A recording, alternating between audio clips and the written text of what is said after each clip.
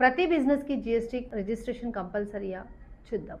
C, మీరు చేసే business యొక్క నేచర్ ఏంటి, మీ బిజినెస్ ట్రాన్సాక్షన్స్ ఎలా ఉన్నాయి, only within the states transactions చేస్తున్నారా, ఆర్ సేల్ ఆర్ సర్వీసెస్ కావచ్చు, లేదంటే అవుట్ సైడ్ స్టేట్ లేదంటే అవుట్ సైడ్ కంట్రీ ఏమైనా ట్రాన్సాక్షన్స్ చేస్తున్నారా, అండ్ మీ టర్న్ ఓవర్ ఎలా ఉంది, మీరు ఓన్లీ గూడ్స్లోనే ఉన్నారా, గూడ్స్ అండ్ సర్వీసెస్లో ఉన్నారా, లేదంటే ఓన్లీ సర్వీసెస్లోనే ఉన్నారా, వీటన్నిటిని డిపెండ్ చేసుకొని వీటన్నిటిపైన డిపెండ్ అయ్యి మీకు జిఎస్టీ రిజిస్ట్రేషన్ అవసరమా లేదా అన్నది డిసైడ్ అవుతుంది. కానీ ప్రతి బిజినెస్కి అప్ ఫ్రంట్గా అంటే స్ట్రైట్ ఫార్వర్డ్గా జిఎస్టీ కంపల్సరీ అని అలా రూల్ ఏమీ లేదు.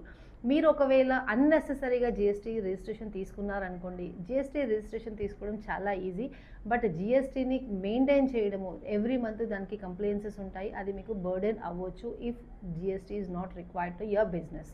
సో మీరు ఇన్ కేస్ జిఎస్టీ రిలేటెడ్ ఏదైనా ఇష్యూస్ ఉన్నాయనుకుంటే మీరు జిఎస్టీ అని కమెంట్ చేయండి, ఫర్దర్గా ఏదైనా ఉంటే మనం డిస్కషన్ చేద్దాము. And please follow us for more financial education. Thank you. Have a nice day.